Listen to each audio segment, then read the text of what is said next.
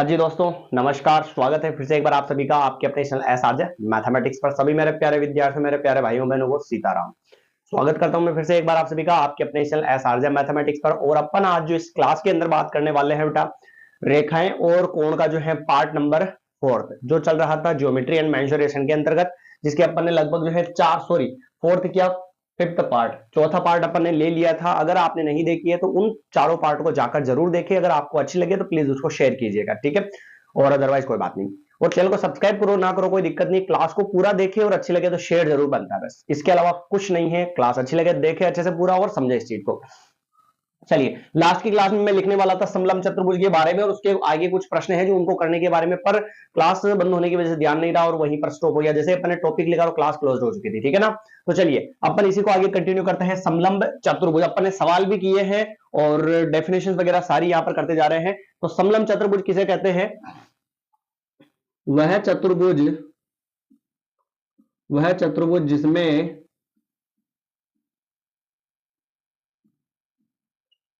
भुजाओं का एक युग्म समांतर व दूसरा क्या हो बेटा, असमांतर हो सर। ठीक है सर, जिसमें भुजाओं का एक युग्म समांतर और दूसरा क्या हो, असमांतर हो, उसे अपन क्या कहेंगे? समलंब चतुर्भुज कहेंगे। सर आकृति कैसी होती है? तो जैसे कि मैं बताऊं तो ये अपने समलंब चतुर्भुज की आकृति है। होने में तो और भी बना सकते हैं अपन इसी टाइप में अलग, जैसे ये है, ये भी समलंब चतुर्भुज है, ये है, ये भी समलंब चतुर्भुज है, ये ऐसे भी हो सकता है ना। तो थोड़ा ध्यान रखना बस। तो भुजाओं का जिसमें एक युग्म समांतर और दूसरा क्या हो, असमांतर हो, तो उन्हें अपन क्या कहेंगे? समलंब चतुर्भुज कहेंगे। तो यहां पर जो है ये वाली जो भुजा है,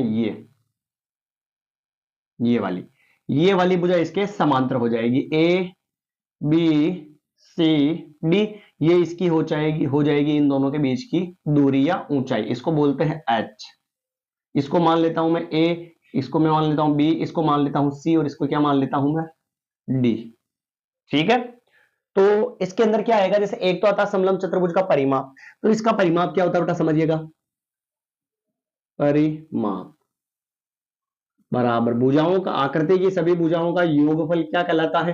परिमाप कहलाता है। तो इससे आकृति की सभी भुजाएं अपन ने क्या मानी है? ए बी सी, और क्या मानी? ए बी सी डी मान ली भाई। तो सभी भुजाओं का योगफल क्या कहलाएगा? परिमाप कहलाएगा। क्लियर। फिर इसके बाद में आता है इसका क्षेत्रफल। समलंब चतुर्भुज का क्षेत्रफल 1/2 इंटू समांतर भुजाओं का योगफल। 1/2 इंटू समांतर भुजाओं का क्या आ जाएगा? योगफल आ जाएगा। तो मुझे ये बताओ समांतर भुजा कौन कौन सी है बेटा? एक तो है ए और एक क्या है? सी, और उनके बीच की दूरी क्या है? एच। क्लियर। क्षेत्रफल बराबर क्या होगा? 1/2 इंटू आमने सामने की जो समांतर भुजा है ना, उन दोनों का योगफल इंटू उनके बीच की क्या आ जाएगी? दूरी आ जाएगी। इसको अपन ऐसे भी लिख सकते हैं, या क्या लिखेंगे? 1/2 इंटू समांतर भुजा का योग इंटू उनके बीच की क्या आ जाएगी? दूरी। ठीक है। या फिर इस दूरी की जगह है, ध्यान रखना, अपन दूरी की जगह क्या लिख सकते हैं बेटा? ऊंचाई भी लिख सकते हैं। दूरी की जगह क्या लिख सकते हैं? ऊंचाई भी लिखा जा सकता है। क्लियर भाई। ये था अपने समलंब चतुर्भुज के बारे में कुछ काम आने वाली चीजें। इसके बाद में अपन बात करते हैं अपने सम चतुर्भुज की। किसकी बात करेंगे? सम चतुर्भुज की। सम चतुर्भुज किसे कहते हैं? तो वह चतुर्भुज जिसकी सभी भुजाएं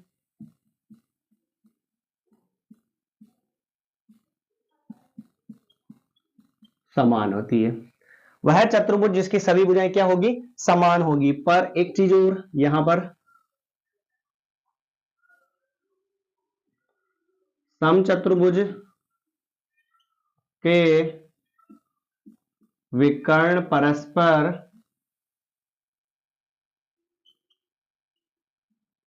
लंब समद्वि भाजन करते हैं।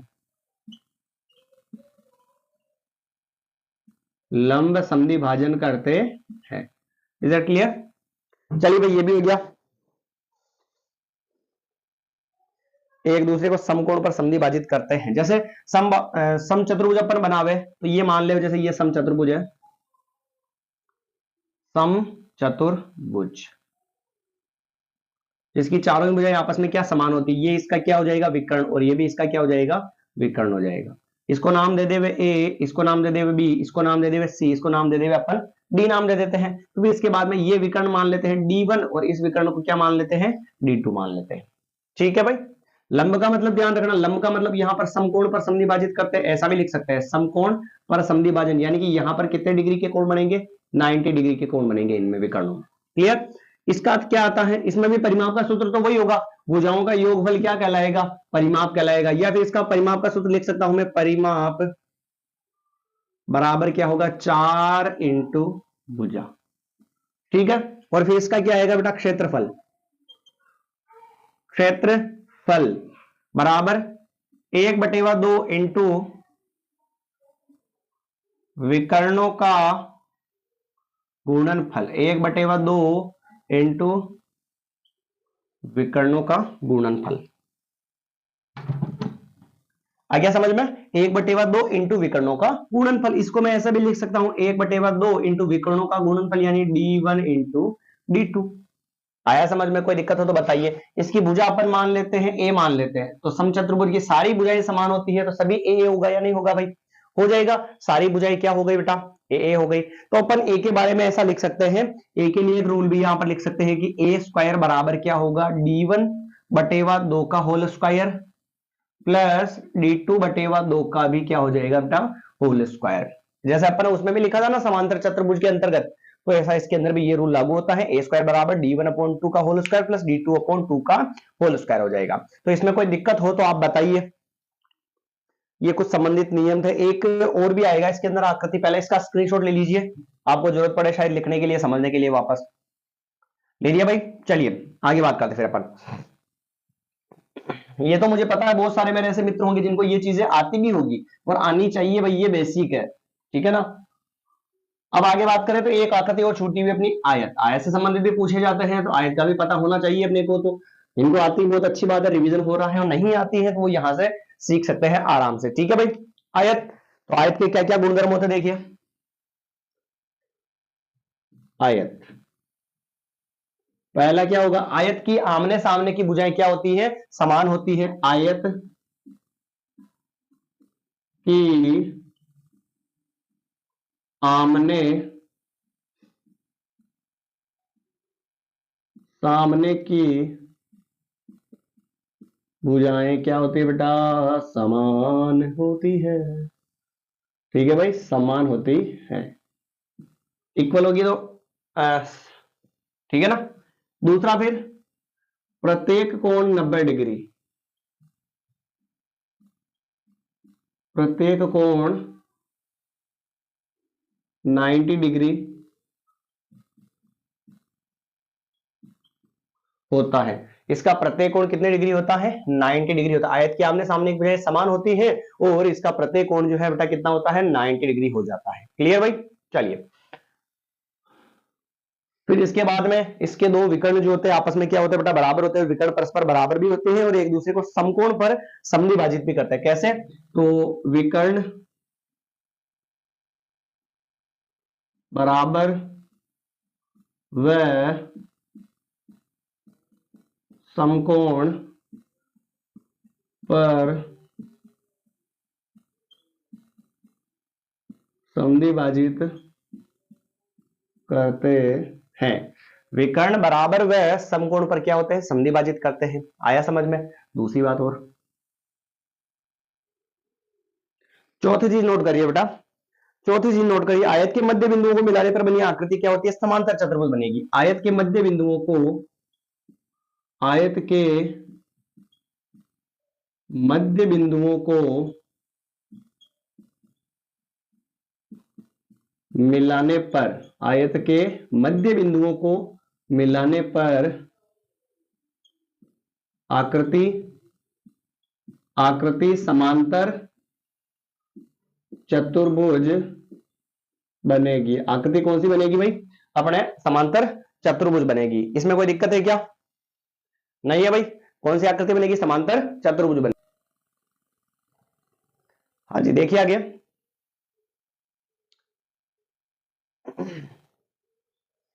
फिर आगे चेक करते हैं अपन यहां पे, आयत के मध्य बिंदुओं को मिलाने पर आकृति समांतर चतुर्भुज बनेगी। कैसे? ये अपना आयत है, जैसे अपना ही प्लॉट है ना, इसके मध्य बिंदु ये रहे, इन चारों को मिलाने पर जो आकृति बनेगी ना, इन चारों को मिलाने पर जो आकृति बनेगी वो कौन सी बनेगी? ये जो होगा क्या होगा बेटा? समांतर चतुर्भुज हो जाएगा। आया समझ में? और दो चीजें तो इसकी पता ही है आप सभी को, पहले पढ़ चुके हो ना, कोई नई चीज नहीं है। कैसे? एक तो इसका परिमाप, परिमाप कैसे? ये इसकी लंबाई तो ये भी लंबाई, ये चौड़ाई तो इसकी ये भी क्या हो जाएगी?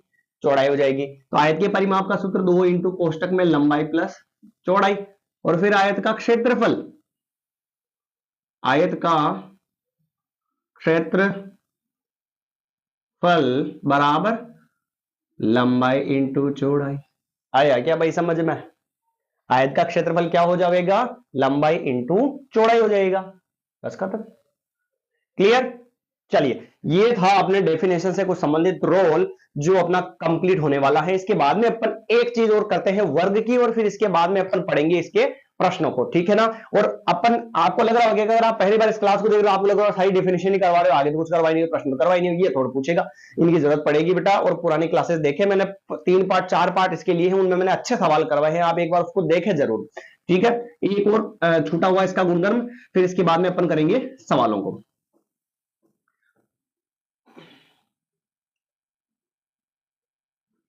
वर्ग क्या है बेटा? वर्ग है। वर्ग का भी पता होना चाहिए। तो एक तो इसकी सभी भुजाएं समान होती है,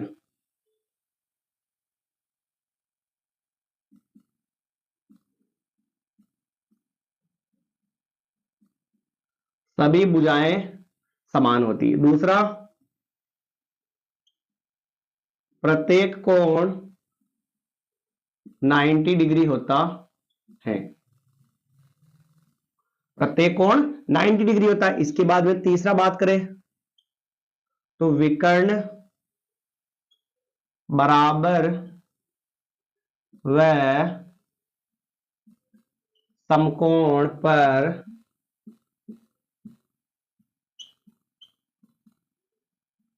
समद्विभाजित करते हैं। विकर्ण आपस में बराबर होते हैं और समकोण पर क्या करते हैं? समद्विभाजित करते हैं। इसके बाद में चौथा पॉइंट क्या है देखते हैं। इसके मध्य बिंदुओं को मिलाने पर, जैसे आयत में मध्य बिंदुओं को मिलाने पर समांतर चतुर्भुज बना था, और पर वर्ग के अंदर जो है इसके मध्य बिंदुओं को मिलाने पर जो है क्या बनेगा बेटा? वर्ग ही बनेगा, ठीक है। कैसे?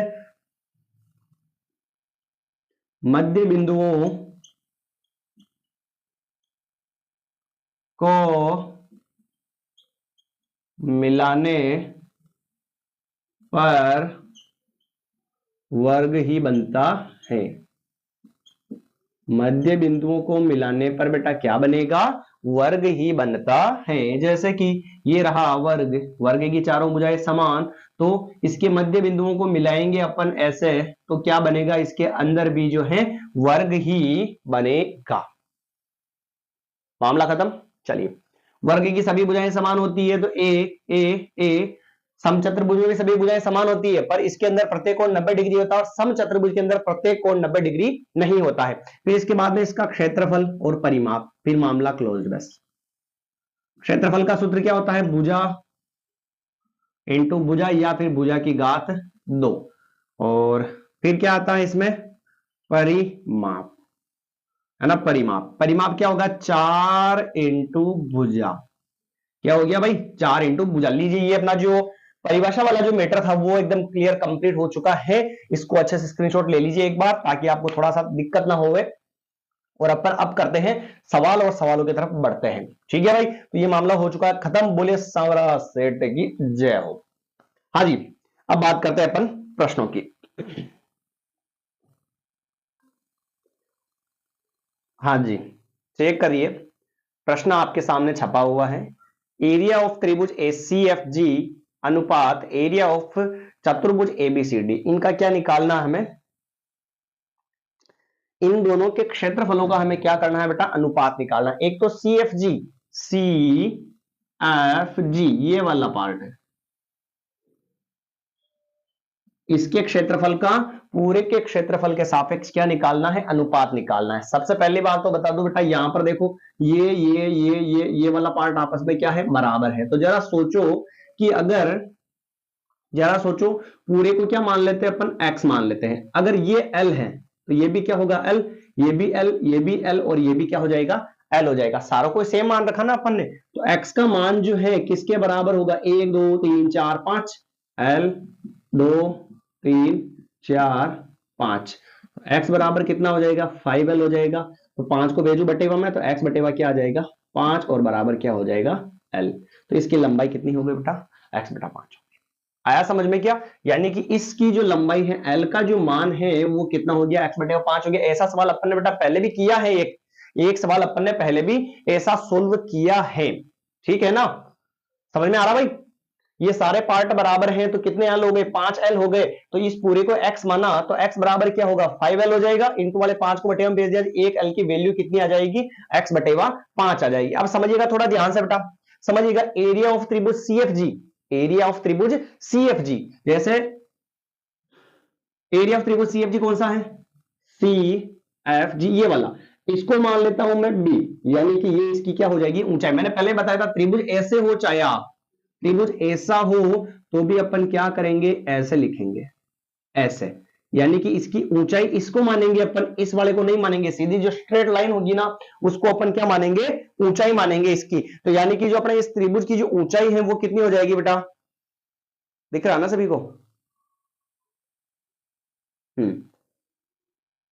तो इसकी जो ऊंचाई है वो कितनी हो जाएगी, b हो जाएगी। और अगर ऊंचाई इसकी b होगी तो अपन आंसर कैसे निकालेंगे, देखो आप ध्यान से समझो। त्रिभुज का क्षेत्रफल क्या होता है, 1/2 इंटू आधार इंटू ऊंचाई बराबर चतुर्भुज का क्षेत्रफल। ये चतुर्भुज दे रखा है, समांतर चतुर्भुज, सॉरी आयत दे रखा है ना, आयत है, ये आमने सामने की भुजा बराबर लग रही है देखो भाई, और प्रत्येक कोण 90 डिग्री, तो आयत है, तो आयत का क्षेत्रफल क्या होता है, लंबाई इंटू चौड़ाई होता है। ये तो हो गया 1/2 इंटू आधार इंटू ऊंचाई, त्रिभुज का क्षेत्रफल हो गया। और इधर चतुर्भुज का क्षेत्रफल, ये कौन सा चतुर्भुज है, आयत है, तो आयत का क्षेत्रफल लंबाई इंटू चौड़ाई हो गया। देखो आप 1/2 इंटू आधार, इस त्रिभुज का आधार, इस त्रिभुज का आधार आप चेक करो कितना है बेटा, l है, और l की वैल्यू अपन ने कितनी निकाली है, x/5 निकाली है। तो ये x/5 हो गया इंटू h, इसकी ऊंचाई, इस त्रिभुज की ऊंचाई सीधी स्ट्रेट कितनी है बेटा, b है, तो क्या हो गया b बराबर लंबाई, ये पूरा l, सॉरी ये l अलग है, ध्यान रखना है ना, इसको थोड़ा सा हिंदी में लिख देता हूं, अपन कंफ्यूज हो जाएंगे फिर। लंबाई इंटू चौड़ाई, समझिएगा, लंबाई, इस चतुर्भुज की पूरी लंबाई को अपन ने क्या माना था, x, तो ये x, फिर इंटू, यहां पर बराबर नहीं है, ध्यान रखना, रेशो चल रहा है, अनुपात चल रहा है।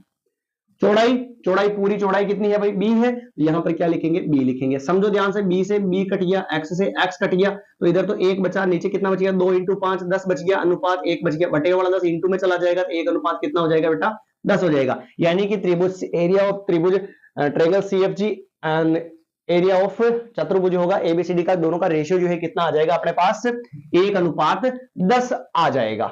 आया भाई समझ में प्रश्न, ठीक है। अब हेडिंग डालिए आप चतुर्भुज, सॉरी चतुर्भुज क्या, वृत्त। अब हेडिंग डालनी है आपको वृत्त, सेकंड पार्ट चल रहा है भाई ये इसका। हेडिंग क्या थी, ज्योमेट्री एंड मेंसुरेशन, तो मेंसुरेशन यानी क्षेत्रफलन वाले प्रश्न चल रहे हैं अभी फिलहाल, है ना। ज्यामिति वाला पार्ट लगभग यूं समझोगे कंप्लीट होने वाला है, ज्योमेट्री एंड मेंसुरेशन का लगभग एक क्लास और आ सकता है, इसके बाद में अपना पूरा जो टॉपिक है कंप्लीट है। और अगर आपको सेकंड ग्रेड के टॉपिक पढ़ना है तो हमारे इस चैनल से जुड़ जाइए, आपको पूरा कंप्लीट मिलेगा, ठीक है ना। चलिए अब डालते हैं अपन वृत्त।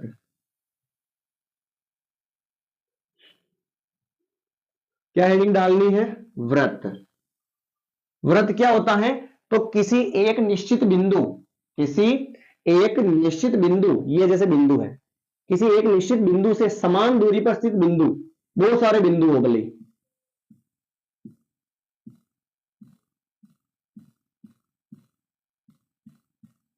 ठीक है, बहुत सारे बिंदु हो ऐसे, समझ गए इस चीज को भाई।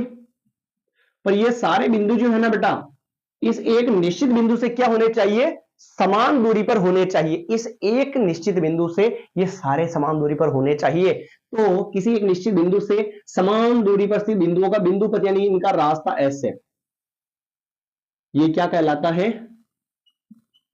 वृत्त का निर्माण करता है। आ गया समझ में? तो लिखिए, डेफिनेशन लिखिए, किसी एक निश्चित बिंदु से समान दूरी पर स्थित बिंदुओं का बिंदु पथ वृत्त कहलाता है। आया क्या बेटा समझ में?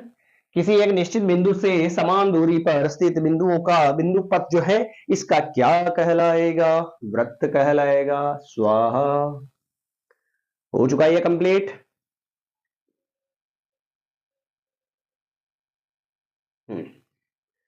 अब बात करते हैं अपन आगे, वृत्त की डेफिनेशन हो गई, तो अब बात करते हैं वृत्त के कुछ सूत्र और इसके क्षेत्रफल या परिमाप की। ठीक है, तो जैसे कि वृत्त जो है, वृत्त का ये होता केंद्र, सभी को पता है, इसको बोलते हैं त्रिज्या r, और ये पूरी जो होती है परिधि क्या होती है, d होती है। परिधि क्या, सॉरी व्यास है ना। तो जैसे कि अगर क्षेत्र त्रिज्या का सूत्र पूछे r तो क्या होगा, व्यास बटा 2, और व्यास पूछे तो क्या आएगा 2 इंटू r। इससे क्या बनेगा, एक पॉइंट बनेगा,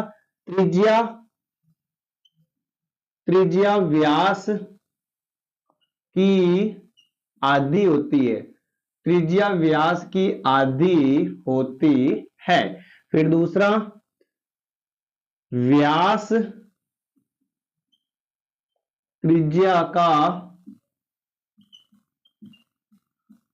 दुगुना होता है, व्यास त्रिज्या का दुगुना होता है। आ गया समझ में? चलिए नेक्स्ट पढ़ते हैं अपन इसके अंदर। नेक्स्ट पढ़ते हैं तो देखिए ध्यान से, वृत्त का क्षेत्रफल, वृत्त का क्षेत्रफल क्या होगा, पाई आर स्क्वायर, और पाई की वैल्यू सभी को पता है 22/7 या फिर 3.14, और पाई क्या है बेटा, तो ध्यान रखना सदैव अपरिमेय संख्या। क्या है ये, अपरिमेय संख्या है। पाई एक अपरिमेय संख्या है, और अपरिमेय संख्या किसे कहते हैं, जिसे p/q के रूप में नहीं लिखा जा सकता है उसे अपन अपरिमेय संख्या कहते हैं। ठीक भाई, और इसका परिमाप या परिधि का सूत्र, परिमाप या इसको क्या बोलते हैं, परिधि, और उसका फॉर्मूला होता है 2πr। क्या होता है, 2πr होता है। आया समझ में? ठीक भाई, एक इसके अंदर होता है, वृत्त के अंदर क्या होता है, वृत्त के अंदर होता है वृत्त की सबसे बड़ी जीवा है ना। वृत्त की सबसे बड़ी जीवा कौन सी होती है, तो व्यास होती है। वृत्त की सबसे बड़ी जीवा, वृत्त की सबसे बड़ी जीवा क्या होती है बेटा, व्यास होती है। ठीक है भाई, तो थोड़ा वेट करते हैं, लाइट जा चुकी है, फिर नेक्स्ट अपन लाइट आने के बाद कवर करेंगे। हाँ जी दोस्तों, थोड़ी लाइट जा चुकी है तो अपन कष्ट देखते हैं, और इधर इधर अपन लिख देते हैं, इधर का मामला थोड़ा सा ऐसे हो जाएगा। फिर दिख रहा है क्या, सही नहीं दिख रहा? चलिए, तो फिर अपन अगली क्लास जो है, बाकी के जो भी होंगे अपन अगली क्लास के अंदर बात करेंगे। और अगर आपको क्लास अच्छी लगे दोस्तों, प्लीज इसको शेयर कीजिएगा। पूरा टॉपिक आपको मैं यहाँ पर समझाने का प्रयास करूंगा अच्छे से, थोड़ा सा आप पेशेंस रखिए और क्लास को पूरा जरूर देखिएगा, पूरा एकदम कंप्लीट टॉपिक समझेंगे अपन। ठीक है, मिलेंगे नई क्लास में।